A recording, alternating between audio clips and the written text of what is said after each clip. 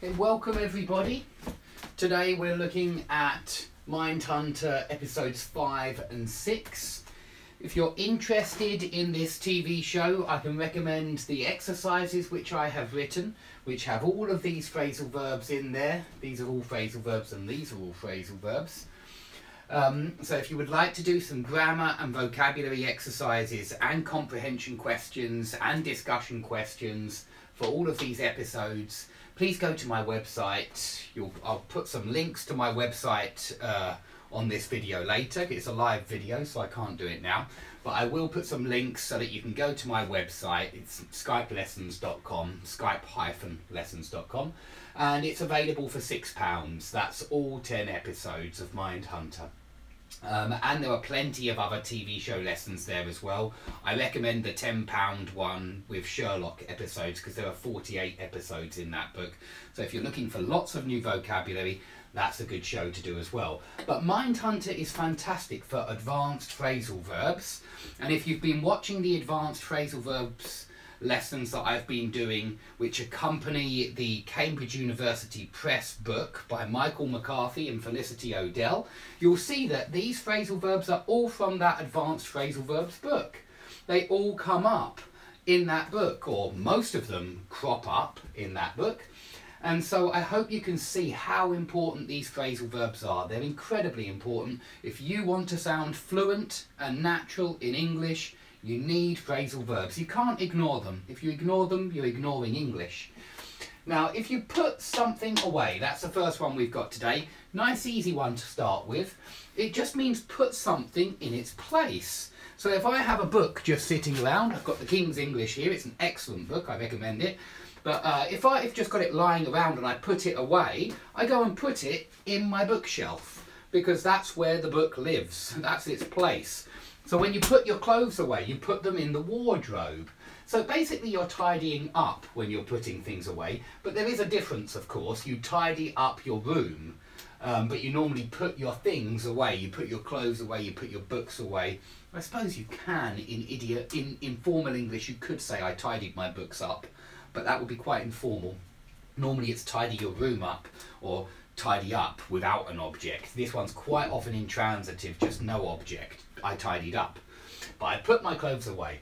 Okay, if you do yourself up, this means usually a woman would say this if she was putting on her makeup or something like that, or doing her hair. I suppose a guy could say it as well if he was doing something to make his appearance more attractive, because that's what it means, do yourself up. And so it's exactly the same meaning as when you say I'm doing my flat up at the moment, or I'm doing my room up, because that also means to make the room look more attractive, usually by doing, for example, painting the walls or redoing the floor.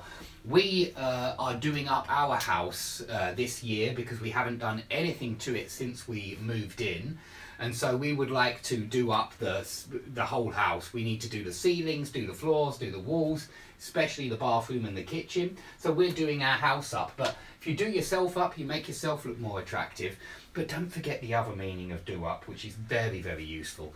It means to do up your coat, yeah, and undo your coat. So you can also do up your shoes, do up your coat, do up your tie. There's a lot of clothes which you can do up, and it means to put them together so that they're warm, that you do them up, you zip them up as well. Okay, if you are up for something, you are ready to do something, you want to do it, you fancy doing it. So this is used all the time among my group of friends anyway. If somebody says, are you up for the pub tonight? It means, are you up for going to the pub? So of course it would be plus gerund, as it's a phrasal verb. All phrasal verbs would be plus gerund, but are you up for going to a restaurant? Are you up for staying at home and having a pizza? It just means do you want, but very often used for plans and arrangements, and you're asking the person, would you like to do this? So very, very common, that one. Certainly remember it, it's worth remembering.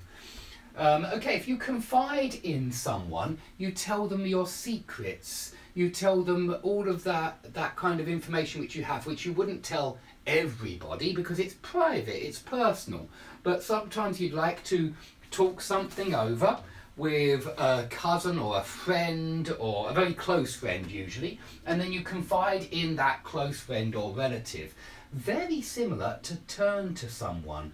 When you turn to your auntie for advice, you confide in your, well, no, it's a little bit different, because when you turn to, you ask for advice, but when you confide in, you tell them a secret. But they are very similar, it seems to me, because very often when you turn to someone for advice, you confide in them as well. So try and remember both of them. That's in turn phrasal verbs as well, and in advanced phrasal verbs. We've had it before, it's cropped up before, and it's coming up again and again, which is good, because you'll remember it if something repeatedly comes up. Okay, if you turn something down, like a job offer, you don't take them up on their offer, you don't accept their offer, you turn them down, you refuse that offer. But you can even turn someone down. If somebody is coming on to you, if somebody is chatting you up, if somebody is flirting with you, and you turn them down, that means that you reject them, you reject their advances, you're not interested in them in any kind of way, and you turn them down. So it could mean refuse a job offer, but it could mean refuse an offer of love or something like that, an offer where somebody wants to flirt with you. It can also mean that as well. Okay, if you sleep around or fool around, it means you sleep with a lot of people. It means you have a promiscuous lifestyle. That's an adjective which works with these phrasal verbs. It means you have a lot of sexual partners. So both of those mean the same, and even play around is sometimes used, but I think that's less common. I think sleep around and fool around are much more common. But fool around has a second meaning. It also means mess around or muck around, which I can't see on the board at the moment. I thought it was on there, but it's not. So fool around can also mean play, mess around, muck around, but the second meaning is that you're having an affair, you're sleeping with several people at the same time. So in fact, this one, it seems to me, is more like having an affair, and this one is more like having many partners. Okay, if you lash out at someone, you attack them. Now, lash out at could be a physical attack, or it could be more metaphorical, and you could be lashing out at your critics. Maybe you're the Prime Minister and somebody has had a go at you because of your tax policies, and you lash out at them, you attack them, but with argument, with debate, not physically. So lash out at could be physical or mental. Hit out at, I think, is more often used just for hitting out at your critics. Strange, because hit, it does mean hit, but well, I suppose they can both be used physically and metaphorically. Yeah, so it could be used meaning physically punching someone, physically punching an attacker who came at you and you hit out at them, you lashed out at them. Or it could mean something metaphorical, so you lash out at your critics. Okay, if you look out for someone, this means you are protective of someone and you're looking out on their behalf for danger. And look out for can mean exactly the same as watch out. Yeah, watch out, look out. Watch out for that falling rock or whatever. Look out for that car that's coming. So the idea is that you normally look out for little brothers and sisters, or maybe friends who don't stand up for themselves, and you need to look out for them and make sure nobody is mean to them. It means you're protective of someone. So if you're looking out for someone, you're making sure that they don't walk straight into danger.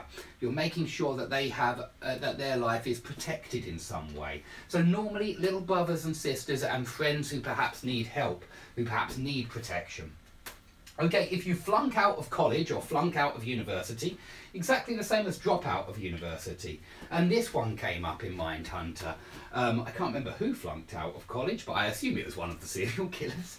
I just think the FBI agents, as far as I remember, they didn't flunk out, and they studied hard and sailed through their exams. Okay, if you make up a story, you lie, you invent a story. And this can be used as inventing a story, but it can also mean lie, complete lie. So you can say that the journalist made up the story to get more readers, and you can also say I made up an excuse. Yeah, I created an excuse. I made up an excuse for why I hadn't done my homework. I suppose that is usually lying as well, but very, very common. Okay, if you dig into something or dig through the case files, dig into or dig through mean investigate in some kind of way. So in my other TV show series, Sherlock has to dig into the case. He has to dig through the files. He has to pore over all those documents to find information and evidence which will lead him to the killer, so that he can narrow down his suspect list. Okay, if you make up for a mistake, it means you compensate someone for your mistake. Yeah, to make up for something is to compensate.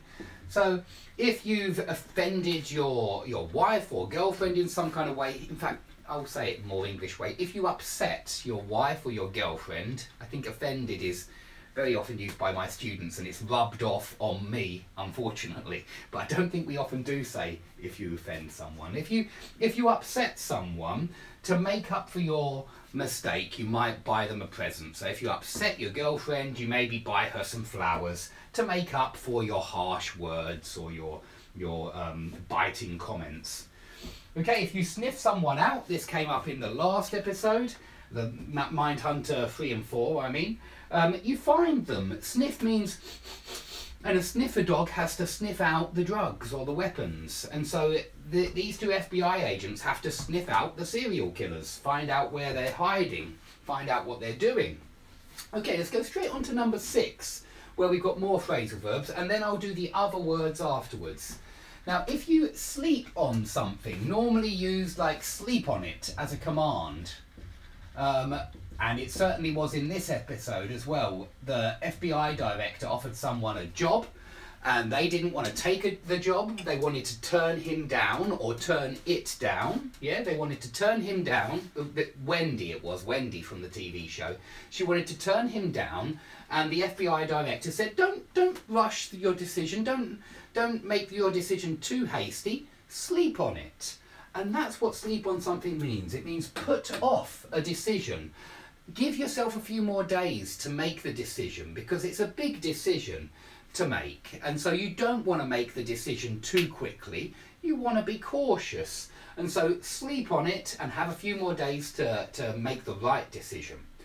Okay, if you knock someone out, it's the same as make someone pass out, make someone black out, and normally by punching them. So boxers are looking for a knockout. Yeah, they're trying to knock out their opponent. So it just means make someone pass out or fall unconscious, make someone lose consciousness, black out. If you tie someone up or tie something up, it means tie completely. That's the meaning of up here. It means completely. And so if somebody has tied you up, you can't move at all. That's the idea, that you're tied in many different places. You can't move your arms, you can't move your legs. Unfortunately, that's what the serial killer did to some of his victims. He tied them up. Now, take off was used in this show, meaning leave. Now, this reminds me of when I was a child. I watched an Australian soap opera called Neighbours. Really rubbish TV show, and I think even as a child, this put me off TV. I think a lot of TV shows now, they seem to me very similar to Neighbours, especially the news. That seems like a soap opera to me nowadays. And I remember in these soap operas, the Australians would very often say, he took off 5 minutes ago. Yeah, he took off. And it was a phrasal verb we didn't really use very often in England. But in Australia they did, and it meant, we would use set off, I think, is more common in England. But take off means the same as set off. It means leave. He took off a few minutes ago, or he took off without saying goodbye. He left without saying goodbye. So that can mean set off as well, although it's not as common here, in my opinion, as set off. Now, if you go after someone, you chase them. This came up in the last episode as well. Go after means chase. If you lay something out, this was in lay phrasal verbs. Lay something out means explain. And so I think it was Agent Holden laid out his ideas about serial killers in his writings. And so if you lay out anything, you explain it. Very common one. Please remember this one. Now, if you talk something over, it means you have some kind of problem or dilemma or big decision to make, and you need somebody's advice, and so you turn to them for advice and you talk that problem over with them. Yeah, you talk it over, and hopefully that should make it easier to make a decision. If you let someone off, it means you let them escape unpunished. Don't forget that we've had let off steam as well, which means to relax after something stressful. But if the police let off the criminal, they let him go. And if the parents let off their child with a lenient punishment or with a mild punishment, then they didn't punish the child hard enough. They let them off. So it means let someone have a lenient punishment or no punishment. Now, if you put someone away, you put them behind bars. You lock them up. You send them down. This cropped up in a previous episode, so it's great. They're cropping up. It's repetition. It helps us remember these phrasal verbs. If you are up against difficulties, that means you have problems, and this collocates very well with difficulties, problems, anything that's hard and difficult to do, you can be up against. So you come up against all sorts of obstacles, hindrances, setbacks. Yeah, you can be up against all sorts of things which can set you back. So they're very much related, those two. And if you settle on a decision, you agree on something. Yeah, if you settle on something, you agree on it. I can't remember exactly how it was used now from the show, but you might say, I was umming and ahhing. Yeah, I was undecided about what to have for lunch, but in the end, I settled on a salad. Yeah, something like that. If you are in mourning, you are grieving. Somebody has died, and you're feeling very depressed about that. You're feeling that loss. And so when you're in mourning, you're usually wearing black. If you reciprocate someone's feelings, it means that they have feelings for you and you have feelings back for them. So to reciprocate means to do the same in the opposite direction. It means to repeat those feelings. It's basically reciprocate, but to repeat those feelings back to them. And that's how he used it in Mindhunter. He asked the suspect, okay, you had feelings for her, but were those feelings reciprocated? Did she have feelings for you? Okay, to wing something. A student asked me what this meant recently, and it suddenly cropped up in Mindhunter. If you wing something, you do it without any preparation, it's completely spontaneous. It's when you have to improvise, basically. If you wing something, you improvise because you've done no preparation for it whatsoever. So if you've not studied for your exams, you can say, I'm just going to have to wing this exam because I'm not ready at all. If you blubber, you cry uncontrollably, and one of the suspects was blubbering when they interviewed him. He was quite childish, and he blubbered whenever they asked him anything. Okay, if something is tedious, it's dull or boring. If someone is touchy, they are anxious, nervous, uptight would be another one, uptight. If you scrub the floors, you wipe them clean, but scrub means really wipe. I wouldn't normally say scrub the board unless the writing was really thick and it was on there and I had to really scrub it away. So it means wipe with strength and aggression. If something riles you, it irritates you, it annoys you. So that's quite often used for annoy or irritate, a useful word again. If you intimidate someone, you frighten them in a certain way. Usually not through direct threat of violence, it seems to me, but very often through other ways of frightening someone. But it could be through violence. I don't want to say that's impossible, but very often used. In this show, it was used when the police were speaking aggressively to, the FBI was speaking aggressively to the suspect, and the lawyer said, "Don't intimidate my client." Meaning, don't threaten him, don't make him scared, it's not fair. If you humiliate someone, you make them feel really, really small. So you put them down with insults and you upset them, and you make them feel like they're worth nothing in comparison to everybody else. Okay, the allure of something is the attraction of something. If something is alluring, it's attractive. And so people do themselves up, women do themselves up to make themselves more alluring. And the testimony in court is a written statement of what you say happened. So there will be witness testimony, and if you give false testimony, that is a crime, that is perjury, and it's lying in court, and of course that's not okay. Okay, thanks very much for your attention. If you like the video, please, you can always help me by giving the video a like. You can always help me by sharing this video with your friends. And if you really enjoy this show and you're watching it and it's really helping you with vocabulary, please try my exercises. They're on my website. And yeah, I'll hope to see you all in the next lesson, which will be very soon. Thanks for watching.